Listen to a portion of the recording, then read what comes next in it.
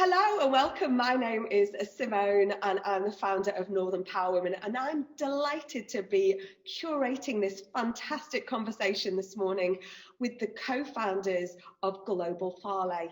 Jane and Marley, welcome. Thank you. Good morning. Hello, how are we doing? Now, this is where I always get quite nosy. How do you know each other? Well, I think that's it was one of those stories, Simone, that leads back 5 years to your first award ceremony, when by absolute chance Marley and I were sat next to each other on the table, and didn't know what to expect about Northern Power Women, about the awards, what you were doing, and certainly didn't know anything about each other. So, I think we just sat there and chatted for about 3 hours or something, non-stop. So, yeah. Not to say we missed the award show. Obviously, we paid lots of attention. I was just going to say, what happened? Who were the winners? Not too sure. Us, I think, but never mind. Yeah. So this has been a conversation sort of 5 years in the making, you think, Yeah. So, and I always think it's the magic, you talk about the awards. It's 6 years since we started Northern Power Women, and 5 years since that awards that you talk about. And it's really interesting because I always kind of over curate or over gather people on the tables, and I'm, that passion about connecting strangers, I think, is always so powerful. So please, I'm so excited to hear about the mischief and the magic that you have cooked up.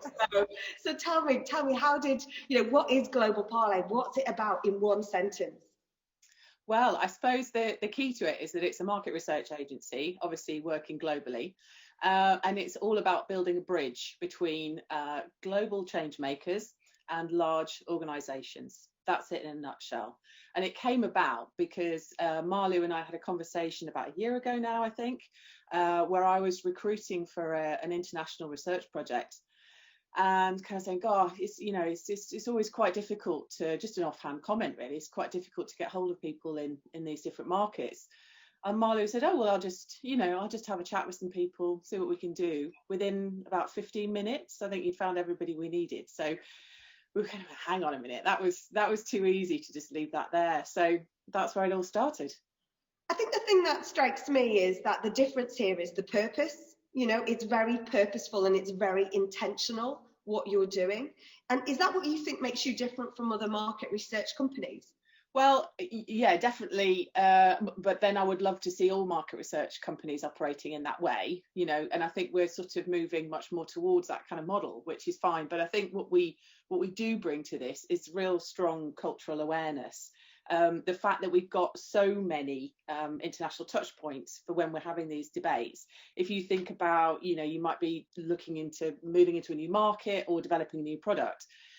It's just all those tiny reference points that you could easily miss. And I think that, coupled with the fact that, this is leading edge insight into all elements of sustainability, who better to tell you about that than, global change makers who are not just sort of activists about certain things, but they're actively doing something in their own communities, which is hugely powerful. And I just think that particularly post-COVID, sustainability is so central to business policy now. You can't, and to strategy, you can't have it as a nice to have anymore. And what I think, just to add to that, from a community's perspective, I think because businesses are quite keen to hear from them, and because often communities get so frustrated that there's no one there to listen, right? It's so hard for grassroots level projects to actually get to the decision makers or get to the strategic decision makers or to the big companies. I think very often that kind of power imbalance is being exploited.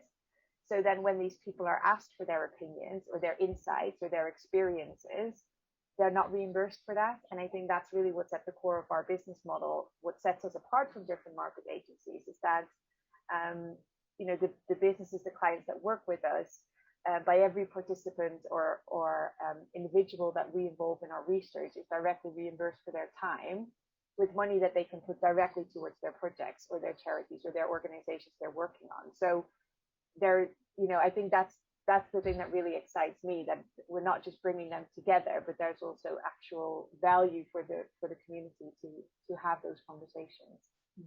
it feels very enabling as well. It feels as though it's not just a start, stop. It feels very much, very much what I know both of you about. I've known both of you for years and years, So, I think there's something really exciting about it. It just feels as though it's just got that real magic attention to detail that sort of really completes that circle rather than it being transactional, if you like. So Yeah. that, Certainly not transactional. Yeah, this has got to keep feeding. And I think what we heard, and it fitted very much with International Women's Day and that idea about choose to challenge, challenging the red tape around the community conversations we have, where people are saying, well, look, this is about impact, but it's about quality of impact. So that might only be with 30 people, but the impact might last 30 years, 2 generations. Whereas what happens with forms to fill in is often that you're asked, well, okay, if this was 1,000 people you were influencing, then that, of course, we could fund it.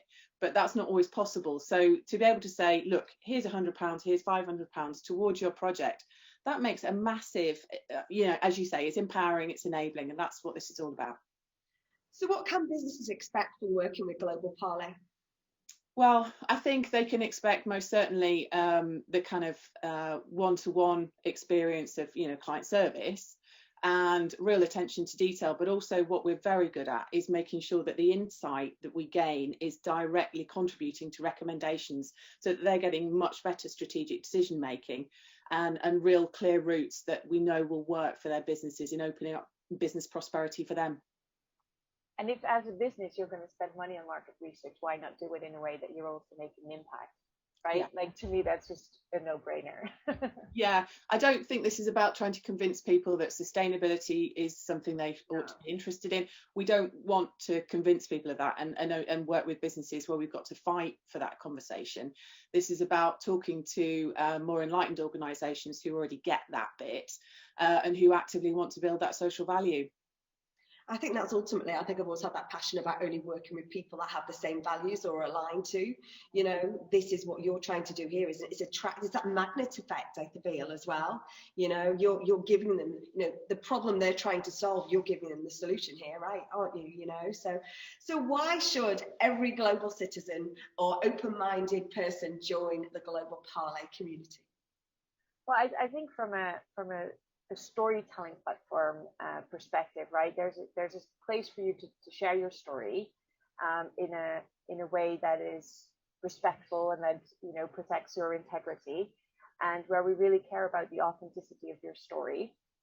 But at the same time, we also offer you a platform to tell those stories and get your opinions. And again, like the people who do the work in the communities, we find that they have demonstrated constantly such like incredible problem solving skills, creativity, resilience, like all of that. We want to get those stories to the forefront. And I truly believe that once we have a global community of people telling their stories and sharing their blogs or their videos and to get their message out, we could almost achieve the opposite effect, that where instead of businesses recruiting community members for their research, it can actually be a community putting some pressure on businesses and say, we've heard from our community that this is the message they're sending out. This is what they need. This is the type of support they need, or these are the products and services that people will do the work, actually in their communities are eager for. Then we can actually make a difference there as well. And so I think this is a great opportunity for people to get involved in that conversation and to really be part of bridging that gap. And this has always been the next step, I suppose, hasn't it? You have worked so remarkably and so just impactfully for years, Marlon, haven't you, in that global change maker space?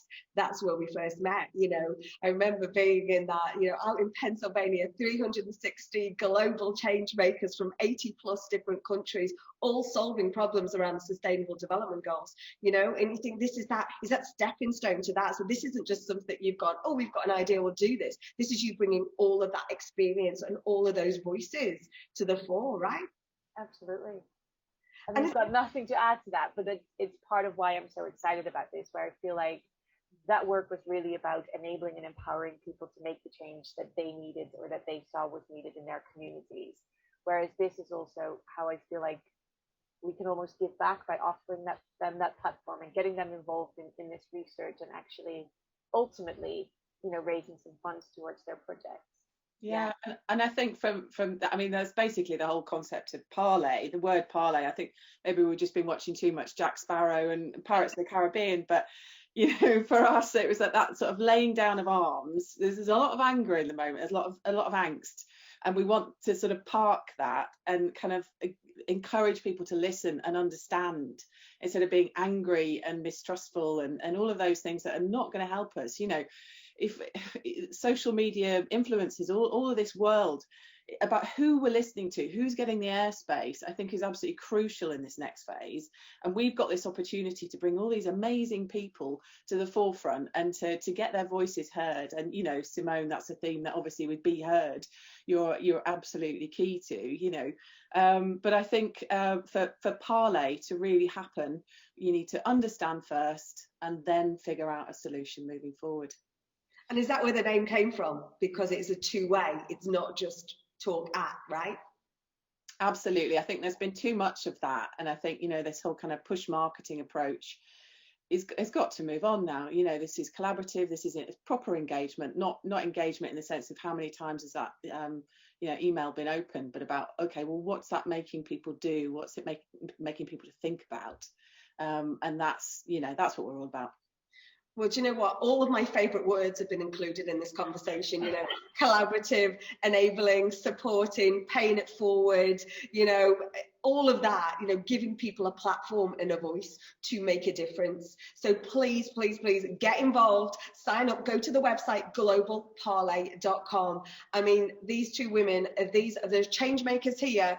These two women are going to make this happen. They're already making it happen. So thank you so much for sharing your Global Parlez journey with us this morning. And I wish you the best of luck and get signed up, globalparlez.com.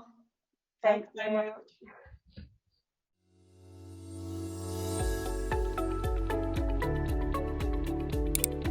As we're seeking from the beginning to build a global organization, it was really important to have global data. So the survey really helped give us a much more holistic view of what we're working with. And it also gave us a much better sense of the challenges that we're facing.